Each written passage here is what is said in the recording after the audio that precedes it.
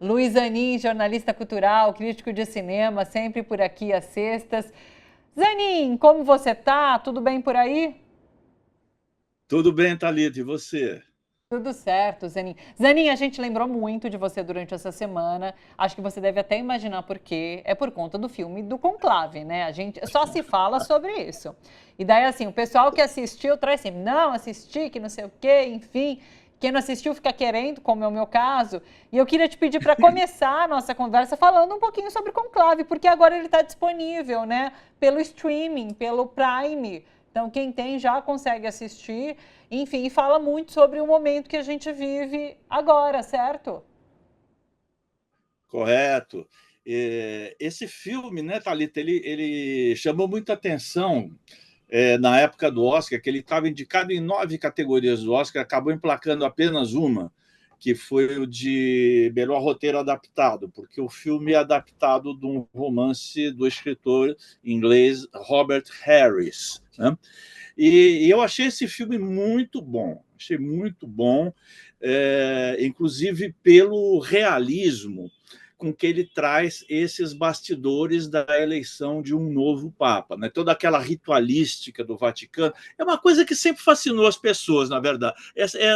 Os rituais têm, assim, mesmo para pessoas que são contra rituais, mas mesmo assim eles despertam uma curiosidade, né? Então, quando o Papa morre, o anel dele é destruído para significar que aquele reinado daquele infalível terminou e que irá começar um outro, né? O quarto, a habitação dele é selada, é todo um ritual. E na votação também ela é presa assim a rituais muito antigos, né? Eles realizam as votações, parece que quatro votações ao dia, até atingir aquela maioria de 2/3 que elege um novo Papa, e enquanto essas votações vão se sucedendo e não terminam por falta de votos, os conchavos e as articulações políticas continuam sendo feitos entre eles, porque eles ficam isolados do resto do mundo, eles ficam dentro do Vaticano, isolados, sozinhos, teoricamente sem nenhuma comunicação com o mundo externo, enquanto eles escolhem o sucessor do Papa morto, né?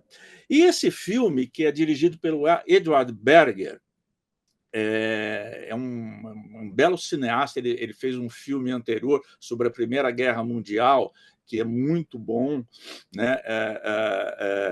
Nada de Novo no Front, que é baseado no romance clássico do Eric e Maria Remarque, e ele tem uma pegada realista muito forte, né? E ele escolheu também um elenco muito bom para interpretar os cardeais, né? A gente viu passando aí pela nossa tela o Ralph Fiennes, que interpreta um cardeal inglês chamado Lawrence, que é o encarregado de conduzir esse processo eleitoral interno da igreja, mas sendo ele próprio um dos candidatos, um dos possíveis, como se chama, um dos papabili, né? E o mais interessante que eu acho desse filme que ele tenta mostrar como a política interna do Vaticano não é muito diferente das articulações políticas que a gente conhece no mundo laico, né? Obedecem a interesses pessoais, muitas vezes a vaidade das pessoas, mas também a interesses políticos. Esse filme Conclave, ele traz uma situação, Thalita, que eu tenho a impressão que vai se reproduzir no conclave real que vai começar. Ou seja, qual será a feição do novo Papa? Qual é o novo Papa ideal para dar prosseguimento ao trabalho da Igreja? Será que é um Papa conservador para fazer um contraponto ao mais liberal Francisco, né, que morreu? Ou será que vai se continuar uma política de liberação, de progressos da Igreja, de uma maior articulação da Igreja com a sociedade contemporânea e com seus problemas, como era o caso do Francisco. Eu acho que esse debate os cardeais vão lá traçar e vão optar por um perfil dessa ou daquela tendência. Eu acho que o grande interesse desse filme é nos jogar para dentro desse processo, ver como ele funciona, e ele é extremamente bem feito. Eu queria acrescentar uma coisa seguinte. Esse filme, Conclave, do Edward Berger, ele está em evidência, porque é um filme novo, é um filme muito bom, que disputou Oscar, que a gente recomenda, tal, mas essa questão do Vaticano, das articulações políticas do Vaticano, é uma coisa que sempre tem sido retratada pelo cinema, mostrando isso, da curiosidade que as pessoas têm, por esse ritual de uma igreja que já foi muito mais poderosa do que atualmente mas continua sendo muito poderosa. Então, por exemplo, nos anos 60 teve um filme muito famoso chamado As Sandálias do Pescador, que trata também dos bastidores do Vaticano, se não me engano, até com Anthony Quinn fazendo a figura, interpretando o Papa. E eu gostaria de recomendar também, para quem se interessa pelo assunto, um outro filme que já tem uns 10 ou 12 anos, mas que é, para mim, o melhor filme que já se fez sobre o bastidor do Vaticano, que é um filme chamado Habemus Papam, que é a mensagem que se dá quando o novo Papa é escolhido, de um diretor italiano fantástico, maravilhoso, que se chama Nanni Moretti. E essa figura do Papa é interpretada por um ator francês, que já faleceu, mas que foi um ator maravilhoso também, que é o Michel Piccoli. E, pela primeira vez, o diferencial desse filme é mostrar a fragilidade daquele que é indicado como o Papa, o infalível, no posto máximo da Igreja Católica, num cargo vitalício. Então, o que a gente vai ter, sem dar muito spoiler, porque eu acho que as pessoas vão acabar procurando esse filme também, embora no noticiário ele não tenha aparecido muito, é o seguinte: é o Papa que é eleito, que é representado pelo Michel Piccoli, e tem, em seguida, uma crise de pânico diante do tamanho da responsabilidade que ele acaba de aceitar. Então, mostrando assim esse filme, mostrando vamos dizer assim, o lado humano, o lado falível, o lado frágil dessa figura que se considera como toda poderosa, como ocupando um dos postos mais altos da humanidade. Eu recomendo muito esse filme, e ele está também disponível na Amazon Prime Video, para quem se interessar em aprofundar seus conhecimentos sobre os bastidores do Vaticano, que comparece também, só para terminar o assunto, comparece também não no filme inteiro, mas é figura central as questões do Vaticano no terceiro filme da famosa trilogia O Poderoso Chefão, de Francis Ford Coppola, que é toda uma trama vaticana lá, inclusive com corrupção e jogadas bancárias e interesses imobiliários e tudo mais. Isso forma o eixo do terceiro episódio do Poderoso Chefão, que também pode ser revisto, porque, além de tudo, é um filmaço, uma maravilha de filme. E tem 2 papas, Zanin?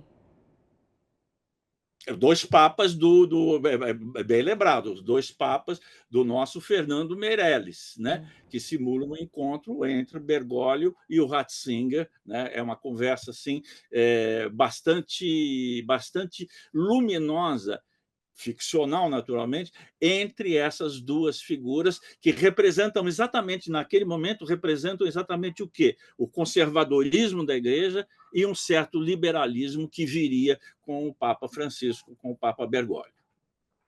É isso. Concluímos, então, a nossa sessão aqui, Vaticano. Mas é importante, acho que está todo Isso, mundo interessado em saber sobre o que está rolando, então, para ter isso. uma ideia melhor, enfim, é sempre bom ter acesso a um bom filme, e é o caso aqui. O Zenin trouxe várias dicas para você que está procurando se informar de alguma forma, né, sobre isso tudo que está rolando em relação à morte do Papa. Vamos seguir, a gente continua falando sobre streaming e com a indicação do Zanin dessa série, né? Que é o Leopardo, tá na Netflix e são 6 episódios. Conta mais pra gente. Então, Thalita, essa é uma série assim que eu gostei demais. Eu estava ensaiando falar e não tive oportunidade, mas vamos falar sobre essa série, porque eu acho que quem se aventurar nesses 6 episódios aí vai sair extremamente recompensado pela qualidade da série e pelas reflexões que ela pode trazer. Claro que ela é um ótimo divertimento, é muito gostosa de ver, mas, ao mesmo tempo, ela tem uma reflexão política muito profunda. Ela está disponível na Netflix, apenas para dizer antes do comentário, para eu não esquecer a dica. Netflix, então, 6 episódios. A série é baseada num livro do mesmo nome, chama-se O Leopardo, de um italiano chamado Giuseppe Tomasi di Lampedusa. É muito interessante a história desse cara, Thalita, ele já morreu também, já faleceu, porque ele era um homem de origem nobre, na nobreza italiana, né? Então ele conhecia por dentro o assunto do qual ele queria tratar, e, ao mesmo tempo, ele escreve esse livro que é recebido assim com um pé atrás pelos críticos italianos da época, mas depois acaba se impondo como um dos grandes livros do século XX na literatura italiana. E o que ele fala? Ele vai falar também dos bastidores da nobreza italiana numa época muito precisa e fundamental da história da Itália, que é o que eles chamam do Ressurgimento, meados do século XIX, né, quando a Itália vai ser unificada, porque a Itália, até então, era um conjunto de principados, de reinos, etc., que se agrupavam, mas não constituíam uma nação. No Ressurgimento, a Itália vai nascer como uma nação por obra e graça de um revolucionário que é muito próximo a gente, que é o Giuseppe Garibaldi, casado com a brasileira Anita Garibaldi, e que veio fazer revolução aqui. Por isso é que se chama o Garibaldi do libertador de 2 mundos. Ele é o libertador da Europa, nesse caso italiano, e participou de revoluções aqui no hemisfério sul também, né? E o que acontece? Acontece o seguinte: a gente tem esse príncipe, que é o príncipe Salinas, né? Que é um dos capos, vamos dizer assim, da nobreza siciliana, e o Garibaldi está descendo com suas tropas rumo à Sicília, e aquilo vai produzir, imagina-se, uma transformação radical na sociedade italiana e siciliana, com, evidentemente, a perda do poder dos antigos senhores para uma outra classe social que vai ascender com a unificação do país da Itália. Então, o que se tem é isso, é essa situação. Nós temos o príncipe Salinas, nós temos o sobrinho preferido dele, que é o Tancredi, e nós temos a Ângela, que é a outra personagem, que é filha de um milionário, porém plebeu, um homem que é um homem do comércio, mas que se tornou um homem muito rico, possivelmente o homem mais rico da Sicília. E o que vai se fazer? Vai se providenciar um casamento entre a Angélica e o Tancredi, para que as 2 casas sejam reunidas, uma tem a nobreza e outra tem a grana, né? Então, é essa questão de caída de uma classe, de perda de um poder relativo de uma classe, que é a aristocracia, e a subida de uma outra classe que a substitui no poder, que é a burguesia, né? Isso é descrito nessa história, em que esses termos sociológicos não se usam, mas é apenas uma história maravilhosa. Essa série, ela despertou muita desconfiança quando foi lançada pela Netflix, pelo seguinte: esse livro do Lampedusa foi adaptado nos anos 60 por um gênio do cinema, que é o Luchino Visconti, que tem um filme maravilhoso, que é uma das obras-primas do cinema mundial, que se chama exatamente O Leopardo, né? E as pessoas se perguntaram, mas o que esse cara vai. Depois que um livro já deu origem a uma obra-prima, o que essas pessoas vão trazer de novo? Né? E eu te confesso que eu também adoro o Visconti, né? E adoro esse filme, é um dos meus filmes favoritos. Eu fui não com um pé atrás para ver essa minissérie, fui com os dois pés atrás. E para minha ótima surpresa, eu não vou dizer que seja melhor do que o filme, que é isso impossível, mas ela é muito boa. Você começa a ver e você não consegue parar de ver toda essa trama política que se desenvolve no bastidor de uma relação amorosa, né, e de uma relação de parentesco da aristocracia que quer se unir com a burguesia para não perder o poder.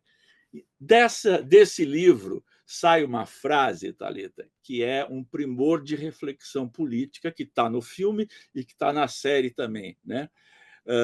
O Tancredi fala para o tio dele, o príncipe Salinas, né? O príncipe fala para o sobrinho, dizendo: olha, está mudando muita coisa, está mudando muita coisa, eu não sei que mundo que vai surgir.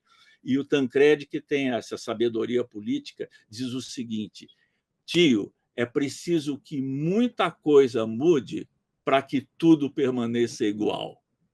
É de uma sabedoria política tremenda. Se você aplicar essa frase, por exemplo, ao à classe dominante brasileira, você vai ter uma clareza política de ver como as coisas, muitas vezes, parecem mudar para permanecer sempre no mesmo, quer dizer, sempre na desigualdade social, sempre as mesmas famílias mandando no poder, seja na mídia, seja no empresariado.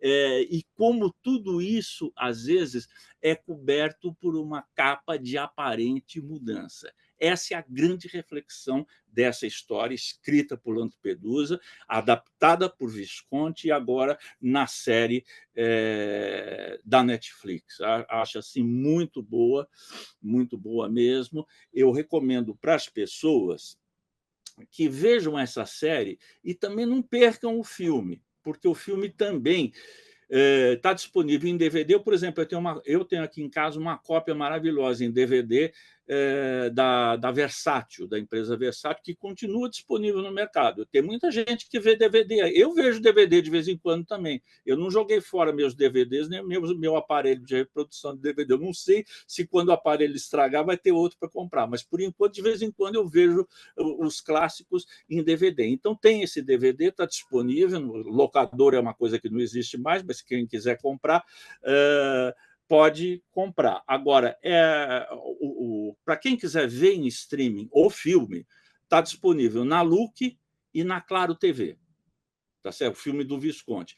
E essa nova reinterpretação está disponível na Netflix.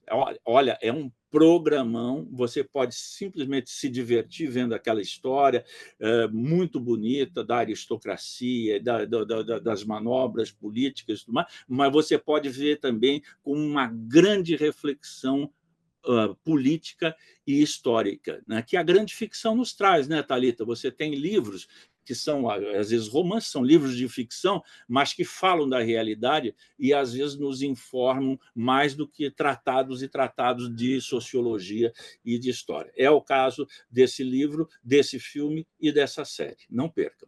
Pô, só essa reflexão que você teve, que você trouxe pra gente, que está no filme, na série, já produz tanta reflexão, né? Mas quero dizer que Pois você é. deve estar entre as 38 pessoas que ainda têm DVD em casa, né? Eu acho que deve estar mais ou menos por aí, viu?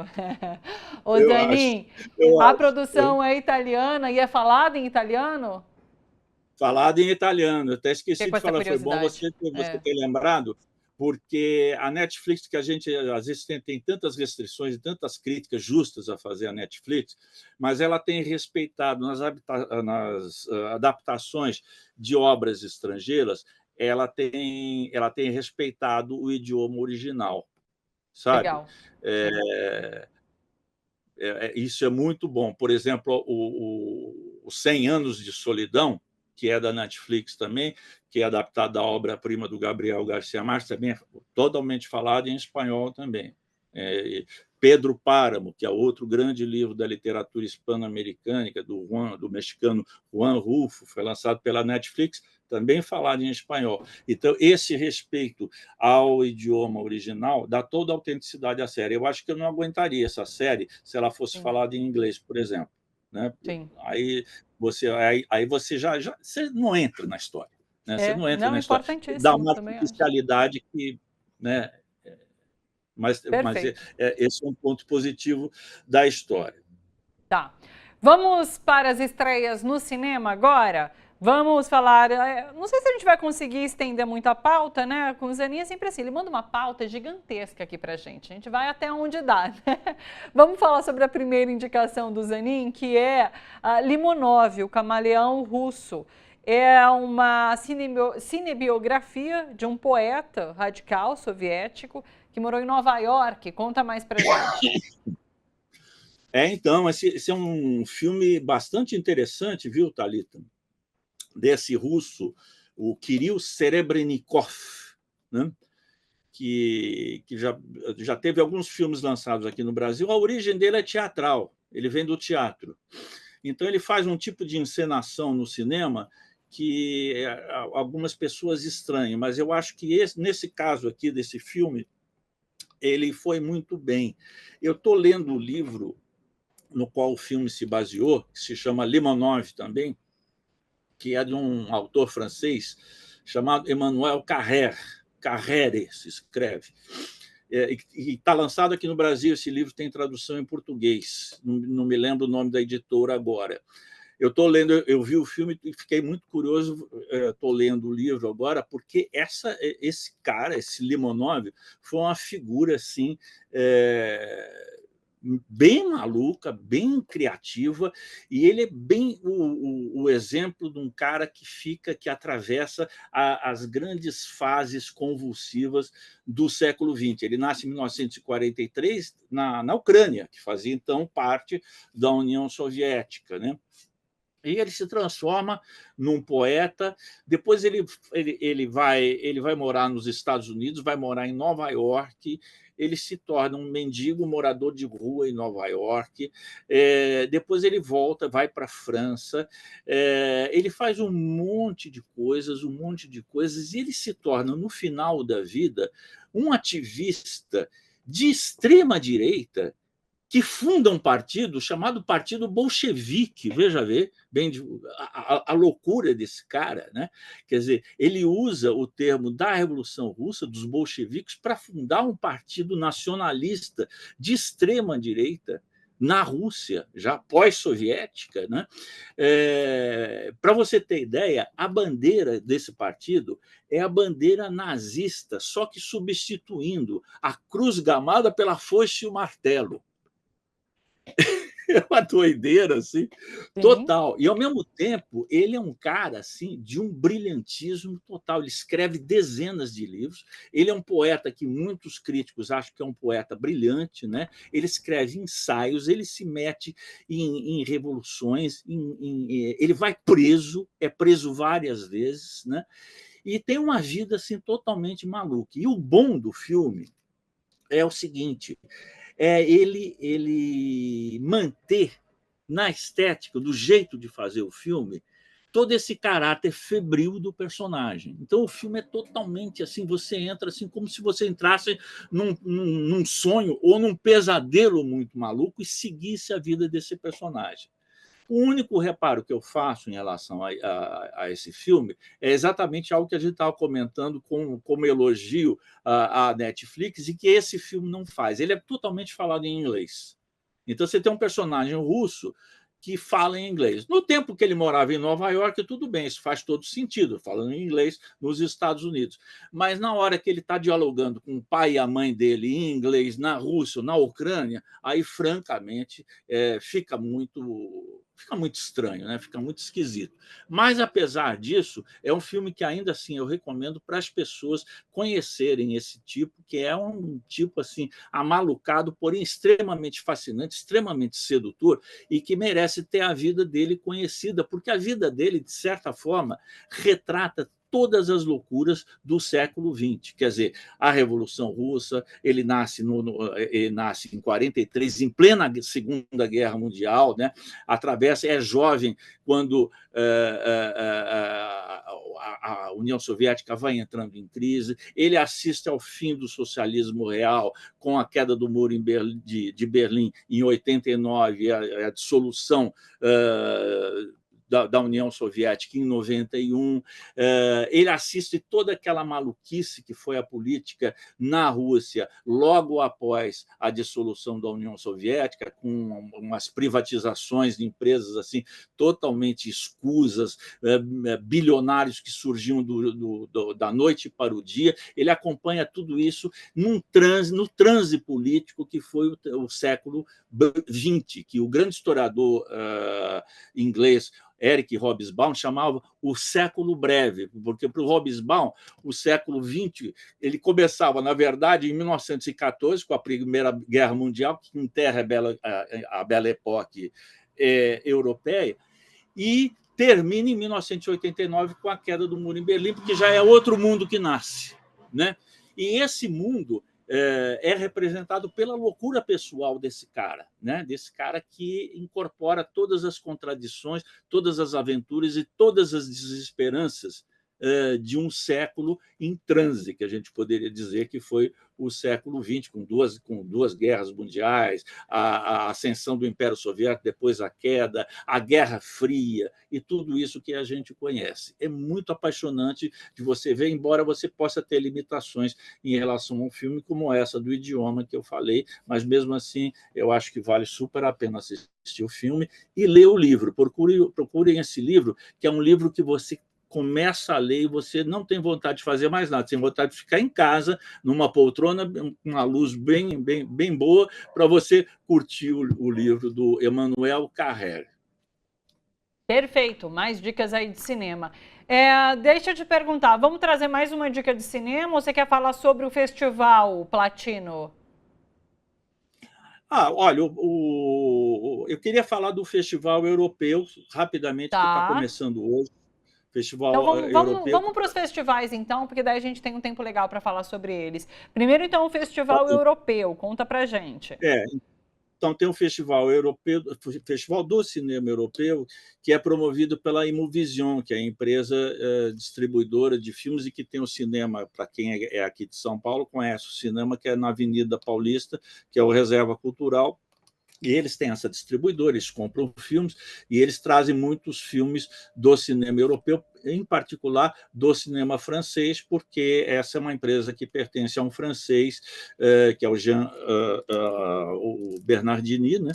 Que ele é francês de origem, radicado aqui no Brasil, casado com brasileira, e ele promove muito esse intercâmbio do cinema europeu aqui no Brasil. Mas esse festival não é apenas de cinema francês, ele tem vários filmes franceses, sim, mas também tem filmes de outros países europeus. Por exemplo, um filme que eu recomendo é Mystic, que é a história de Errol Garner, que foi um fabuloso pianista norte-americano. É um filme que vem da Suíça e é dirigido por um cara que a gente conhece muito aqui no Brasil, o Georges Gachot, esse é um diretor suíço, porque ele já fez vários filmes sobre músicos brasileiros. Ele é apaixonado pela música brasileira. Então, ele fez filmes sobre a Maria Bethânia, sobre a Nana Caymmi e sobre o João Gilberto. Né? Ele é apaixonado, fala português, eu conversei com ele na abertura do festival, conversei com ele, eu já tinha entrevistado ele anteriormente também, quando ele estava lançando o filme sobre a Nana Caymmi. E aqui ele pega esse pianista norte-americano, que é uma maravilha de pianista, né? E ele é citado num documentário, o Errol Garner é citado num documentário sobre o nosso pianista Nelson Freire, que dizia que, para ele, o Errol Garner era o artista que mais tinha alegria de tocar que ele já tinha visto na vida. E é verdade mesmo, né? E é um pianista que foi autodidata, que não lia partitura, não lia música, mas era um gênio, né? E compositor desse standard americano, estadunidense, que é a canção mística. Standard é aquele que todo mundo grava, né? Todos têm a sua interpretação disso aí. Tem um documentário que vale super a pena ser visto. Outro filme, esse não é um documentário, mas um filme de ficção, é Síndrome da Apatia, que é da Grécia, e é dirigido por um cineasta chamado Alexandros Avranas. E ele mostra uma situação que eu nem sabia que acontecia, mas que, através da ficção, a gente aprende muita coisa também, de famílias que vão buscar asilo em outros países e são submetidos a uma tensão muito grande na hora de regularizar os seus papéis de adoção de nova cidadania, de aprendizado de um novo idioma, e ficam numa situação de tensão permanente. Aqui é a história de uma família que sai da Rússia, ele se diz perseguido político, sai da Rússia, vai para a Suécia e tem uma dificuldade muito grande de receber os papéis de nova cidadania nesse novo país que ele quer habitar. E isso acaba causando uma tamanha tensão dentro da família dele, que é composto por ele, a esposa e duas meninas, que as meninas são atingidas por essa chamada síndrome da apatia, que é uma espécie de a pessoa fica num estado de coma sem nenhuma causa natural detectável. É muito interessante esse filme, muito bem filmado, eu recomendo muito para as pessoas verem. Enfim, eu vi alguns desses filmes, são 14 filmes no total.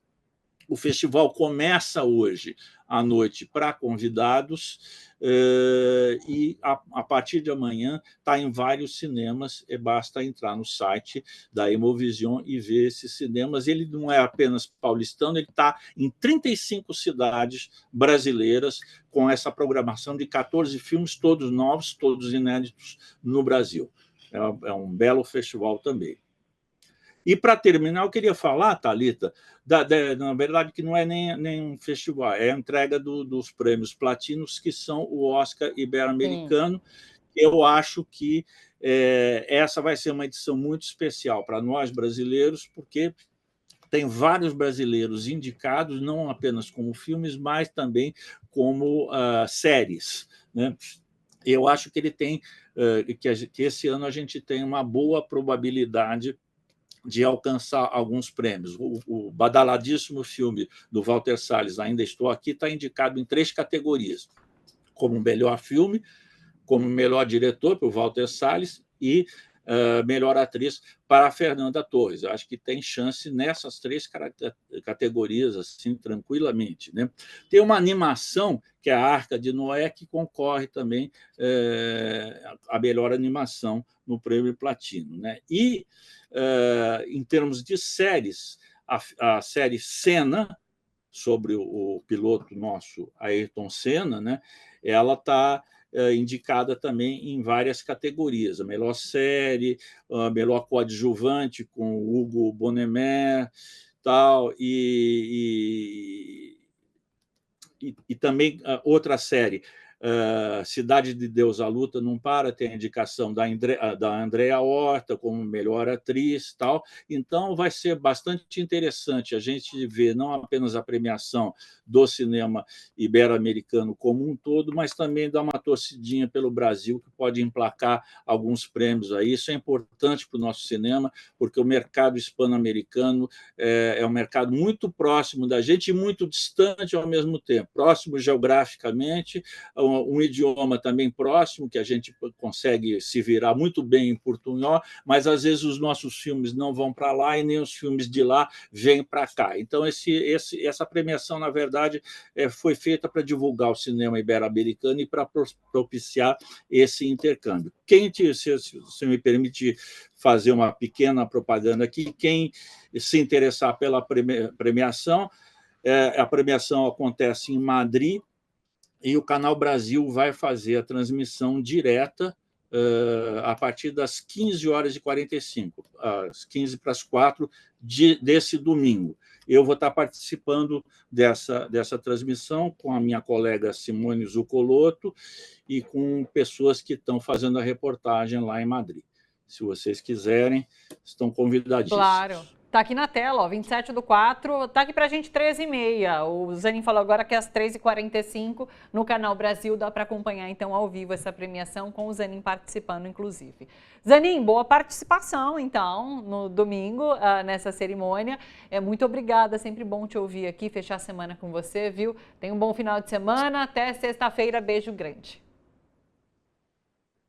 Beijo, até sexta.